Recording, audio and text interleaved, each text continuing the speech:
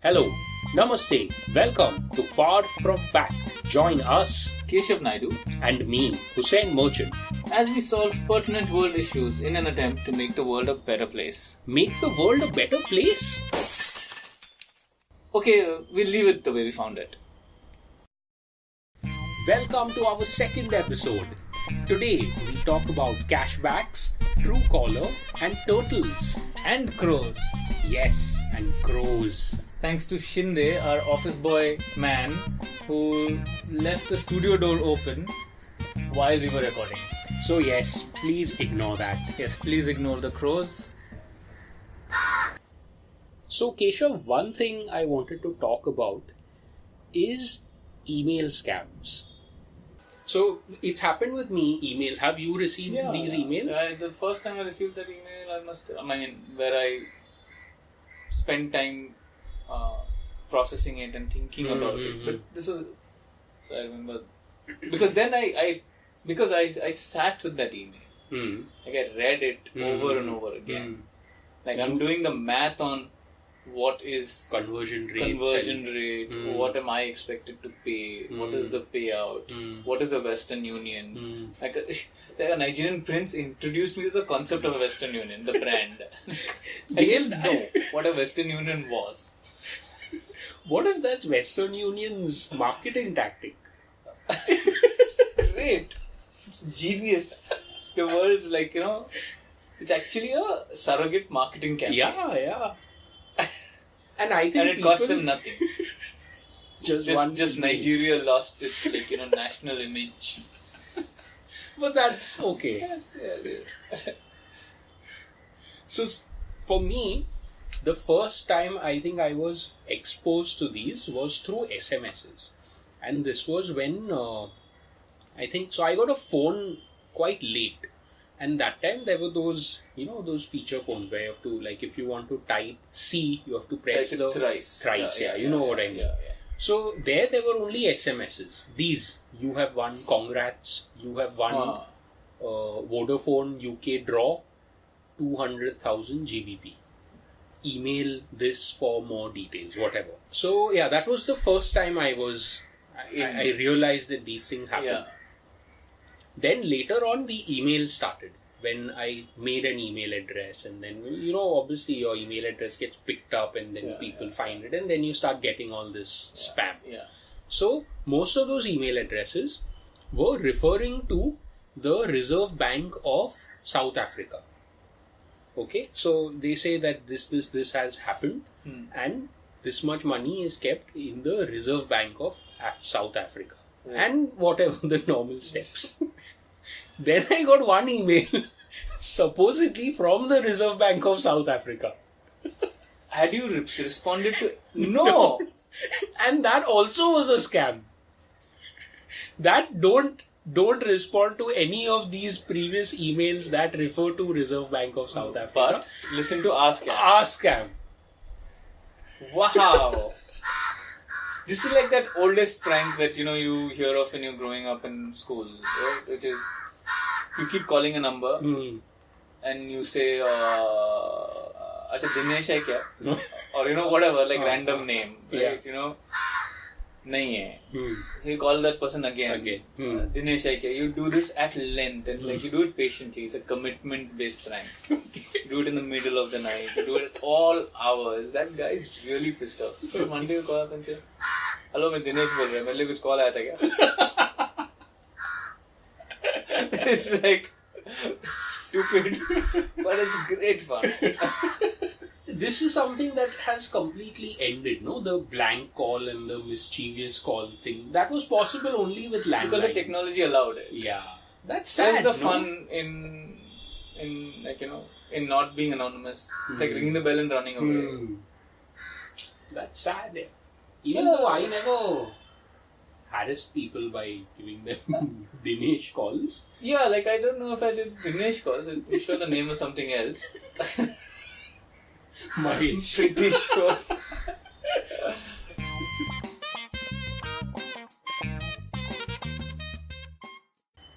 another thing that really irritates me, and I've actually thought about this. Do you get calls, marketing calls on your phone, or have you subscribed to? I'm on the D&D, but I still get it. Oh man, seriously? Yeah. So I think you have to. D&D is kind of like it wears out, I feel. Oh, you have to renew. Yeah. So my most recent one, now it's stopped. But now what happens is, because I'll get calls from existing vendors who you've stopped working, like say Vodafone, because I switched from Vodafone to an Airtel. Okay. So all the Vodafone DSAs will now have my number, even though I'm on a D&D, which is irritating, because that could easily be 15 agencies. So the same thing that I'm referring to is these. Now there's a deeper confession here as to why I have not activated D&D. Okay, because D&D stops messages as well as phone calls. Yeah. Correct? Now, messages, I sometimes get very good cashback offers through SMSs. Right. Okay, and it informs me of the cashback. For example, Citibank card, or Make My Trip, or Book My Show. Okay, and those are very tempting, and I use them very often. But don't you think that we're past that now? The cashbacks? Yeah, because now earlier maybe the SMS was the only channel. But today the same promos would be available on your Book My Show, on your Paytm. That's true. But I would... So, it's the push versus pull thing, no? Yeah. So, if I know that I have to go for a movie, I would then go to Book My Show. Or if I know that Amazon... If I want to buy something, I go to Amazon. Yeah. And then I go and I explore it and I see it there and I make use of it. Yeah. So, you're saying based on the cashback, you make a decision. Yes. But if I get an SMS saying 200 rupees off on Book My Show tickets, then even if there's a movie that I wasn't too keen to watch, but kind of this makes it worth, I would go and watch it because I get the discount. Right. Okay? So that's my confession. This is why I do not subscribe to D&D. So you're saying that D&D would eliminate that completely, huh? I guess it would, no? Don't you think? No, so this is an interesting question because I don't know how D&D works. Whether it works also or not, we don't know. Yeah, so I don't know what the coverage is. Like, for example, if I'm a Book My Show customer, I've given them my number. I don't know the terms I agreed to when I said I agree. Like everybody else. Yeah. For right now, the discussion, I feel that the D&D is not effective anymore. Okay. At least from a texting point of view. Okay. Is that you can be signed up, and I think people who want to reach you will still will find a way, I feel. That's interesting. It's at the risk of you missing out the offers. Yeah, man. Which is a big risk for me. Which is so why you have to take that into account. So the cost I'm paying now, the price I'm paying is getting these garbage phone calls. Yeah. Okay, I'm already it's a like, Vodafone if somebody customer. abducts your kid and they want to send you a ransom note on SMS, you will not get that if you were on D&D. Yeah. It's quite hardcore. Like, it's messed up. Yeah.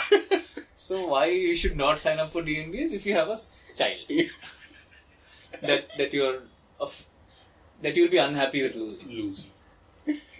Or if you like cashback.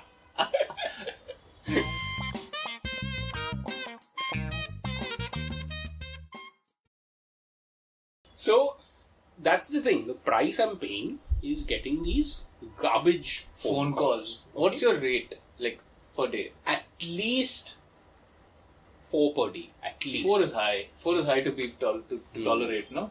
Now, the thing is... but you're not answering them. No, I'm not answering them. But still... I mean, depending on how bored you are. No, that's the problem. So there are these 1409 numbers. They start with 1409. Right. I know for sure that they are marketing, so I don't answer them. Right. But some of them are from a normal mobile phone. Yeah, normal and they show up as blue also. Yeah, not and I don't use Truecaller. That's a separate discussion because it harvests your contacts.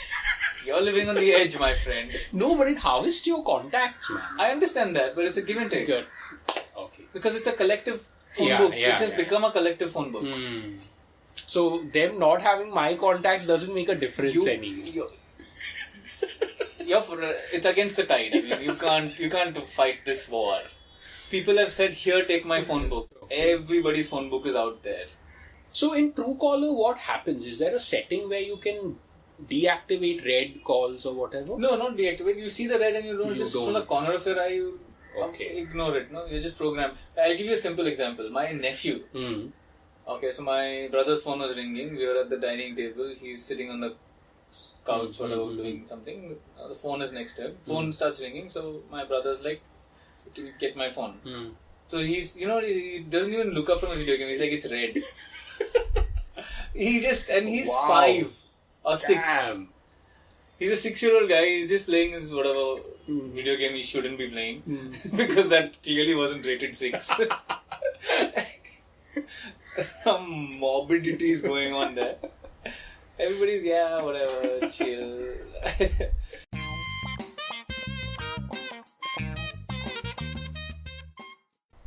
So the thing that irritates me out of these 4 calls in a day, one will be, so I'm currently on Vodafone. One will be from Vodafone only. That please come to Vodafone. Come to Vodafone. They don't do any research. It's these people who are making probably 1 rupee per call or whatever, so they don't care. The quality of the call, So one will be from At Vodafone. least put on a deep voice. So that's one from Vodafone itself. Now 2, the other 3 will be from Airtel. Okay? So 4 calls in a day, 1 from Vodafone. That is the standard ratio. Yeah, almost. Now out of these 3 Airtel calls, 2 will be automated. That is what pisses me off. So you're doing something important. And you answer by saying hello. And then Judiye, India ke largest network. That is so pissing off, man. That would typically be red, right? Oh, not red. Okay, so you don't have to call. Yeah. So that. Yeah. So is there any other way out of this? No, but I think to process your. It's just not answer any calls that are not from your contacts. But that is a big risk. But that is not a chance. Yeah, especially if there's no other way. You have one number. So, for example, okay, a time where if I would not have answered, I would have got screwed. So, recently I'd gone, there's this beach called Velas beach. Okay, so there is this turtle festival that happens. Oh my god. And turtles actually come and lay their eggs nest on that beach. Wow. And they have a hatchery out there. And then in March, it's protected, April, Super. It's protected. March, April, you can go and see the babies hatching and being released into the ocean. I think I've seen some blog post about this. So, I think I have, And a separate story aside, but it's a beautiful model where those villagers themselves house all the tourists over there. And feed them and they can stay there. So it generates income for the local people as well as creates this whole tourist activity. So the person we were staying with, I asked him about mangoes because everyone there has mango farms. So I asked him that, look, if you have something that doesn't use these fake ripeners and calcium carbide, that's a big, big nuisance now. Yeah, true. So he said, I will send them to you, but I will be able to send it to you only in May because the mangoes ripen later. Yeah, they need that much time. They need the heat of April and beginning May. That's when they get ready. Economic market forces. Yeah, force them to use all of these fake ripeners. So anyway, he said that okay. So I was in the US. I came back and I immediately ordered. Okay, so he said 18th it will be delivered to you. Now he called me up at 12:30 at night from a different number. Yeah, from a unknown number. I didn't have. It was not this fellow. It was his transport guy that called me up. That was exactly the. So when he called me at 12:30, I didn't answer because I thought, oh shit! But what kind of strange time is that? No, the thing is, these guys start traveling after sunset because they don't want that heat to reach the mango when it's already in the box. You're joking. It's so if you Because look that's for, how ripe that mango is already. Yeah. So if you go for the real stuff, there are so many precautions which are taken to make sure that that is the good product. That's a separate discussion. My God, that's super stuff. So he reached at 12:30. He reached Dadar or Sain or something at 12:30, and then he called me once, he called me twice. Third time he called me, I just answered. Like, तुम्हारे आम की जान खतरे में. It's over now. So I answered and I just kept quiet. Because I did not want it to be an automated... I didn't want to fall for that hello with an automated response. So at you 12:30 just answered and wait. Yeah, answered and wait. Then he said hello, hello, hello. He said hello thrice. Then I replied. He said, hello, kaun hai? Then the whole thing happened and I came to know it's my mango fellow who's come. So that's the risk, if I don't answer unknown numbers. Yeah. No, so it's a very, very good moral to the story. So you never know what's out there, what's at stake. Even people without children who can be kidnapped. There is a danger of you don't know what's out there that should come back. Their bike could be kidnapped. Their bike, anybody.